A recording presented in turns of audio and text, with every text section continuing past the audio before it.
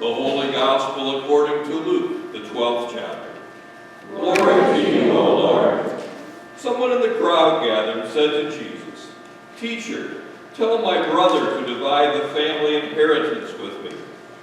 But Jesus said to him, "Friend, who sent me to be a judge or arbitrator over you?" And he said to them, "Take care. Be on your guard against all kinds of greed, for one's life does not consist in the abundance of possessions." Then he told them a parable. The land of a rich man produced abundantly, and he thought to himself, "What should I do? For I have no place to store my crops." Then he said, "I will do this. I will pull down my barns and build bigger and larger ones, and there I will store all my grain and my goods. And I will say to my soul, 'Soul, you have ample goods laid up for many years. Relax, eat, drink, and be merry.' But God said to him, 'You fool, this very night your life is being demanded of you. And the things you have prepared, whose will they be?' So it is with those who store up treasures for themselves, but are not rich toward God." The Gospel of the Lord. Praise to you, O Christ. Please be seated.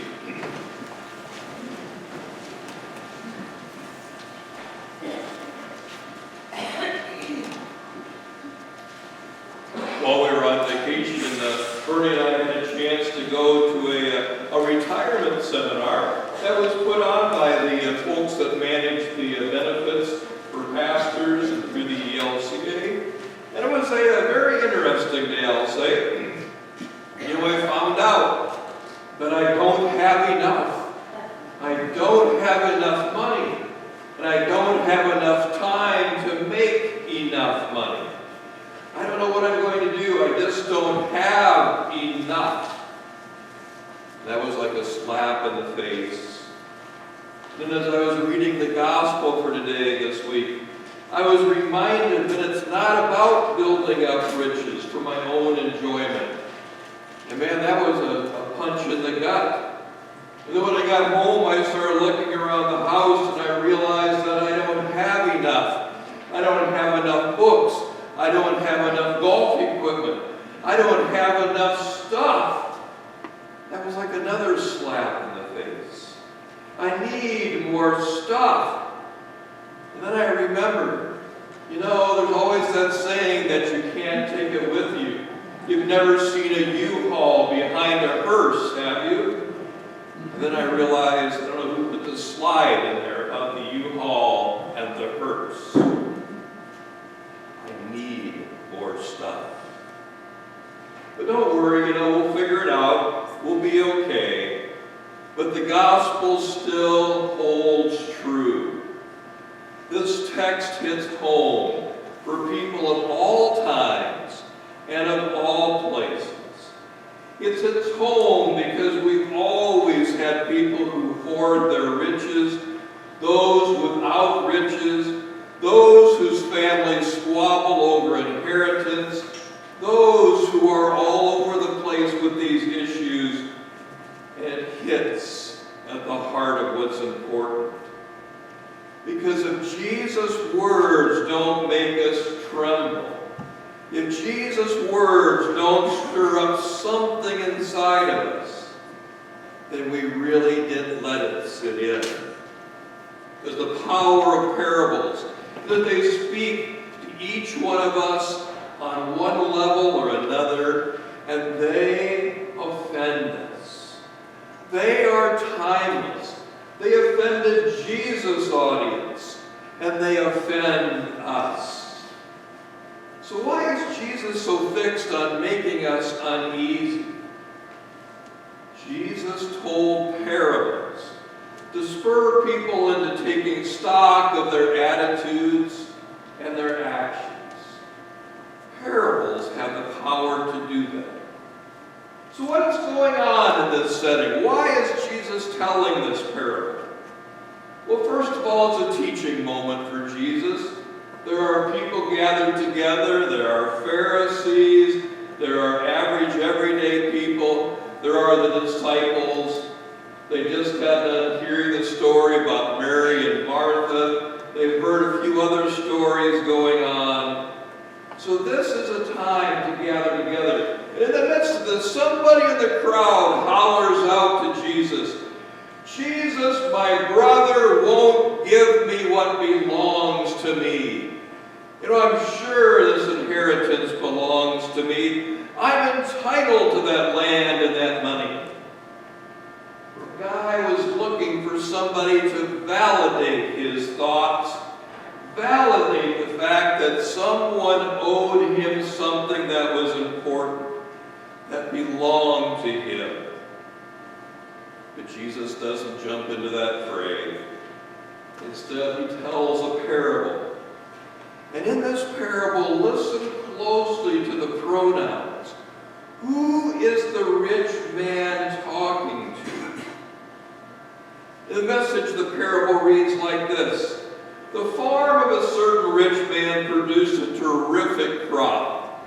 And he started to talk to himself, "What can I do? My barn isn't big enough for the harvest." And then he said to himself, "Here's what I'll do. I'll tear down these barns and bigger ones. I'll gather in all the grains and all goods, and I'll say to myself, 'Self, you've done well by yourself. You've got it made. Now you can retire, take it easy, and have the time of your life.'" Sounds kind of familiar sometimes, doesn't it? Because isn't that our ethic here? Work hard, make money, enjoy the money. And what's wrong with that? That's kind of how our society is set up. But then Jesus says, just then God showed up and said, "Fool, tonight you die. And that barn full of goods that you worked so hard for, whose is it?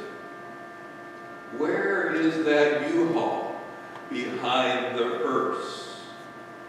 Jesus said, that's what happens when you fill your barn with self and not with God. You know, these parables come at us from all different angles. And just when we think we've got it figured out, something else comes our way. Jesus is a master storyteller. But there are a few things up front. You'll notice the rich man is only talking to himself. He doesn't receive any outside counsel. He doesn't receive anything else. He is talking to himself throughout this. He could care less about anyone else. He made his money, and it is his. Or is it? What is central to this man? Where is God in his story? How big is this man's world? I would contend that the world only revolves around him, and it is pretty darn small. Are there any false idols here? I was wondering, who do we care about with our money and possessions? Who's our things? What is central in our life? Where is God in our story? How big is our world? Where are our idols? Because we all have them. Has Jesus stirred us up just a little bit? You know, we're not the first people to fall into this trap of chasing the wrong things. We can go throughout the entirety of Scripture and find it happening again and again and again. So how do we get recentered? Paul tells us these very things we heard today. In our baptism, we are set free. Our definition of self no longer revolves stuff or money. We belong to Christ. So how many of you would define yourself as a Christian? So since we are Christians, should we put that little Christian fish on our business cards? Should we put a cross on our cards so that people know that? Paul would say, of course not. Show that we are Christians. Act like it. Seek those things that are from above, and do not set your mind on earthly things. Paul says, put to death things such as sexual promiscuity, impurity, lust, doing whatever you want, whenever you want, grabbing whatever attracts your fancy. A life like that is shaped by things and not by God. Paul continues, no, it wasn't all that long ago that you were doing those things because you didn't know better. But now with Christ we do know better. So make sure it's gone for good, Paul says, and don't think you are above others. In a powerful word, Paul says, words like Jewish and non-Jewish, religious and irreligious, insider and outsider, uncivilized and uncouth, slave and free, and all those words that divide us no longer exist. They mean nothing. Because from now on, everyone is defined by Christ. Everyone is included in Christ's love. Seek those things that are above. And we are all on the same level. When Christ is central, everything else takes second place. But we have to be realistic, don't we? You know, I don't expect any of us to run off, leave everything we have behind and join a monastery, have a vow of poverty where we give it all up. We do need money to live on this earth. We need stuff to live. But how full do our barns need to be? Whose stuff is in our barns? Could sharing it make the world a better place?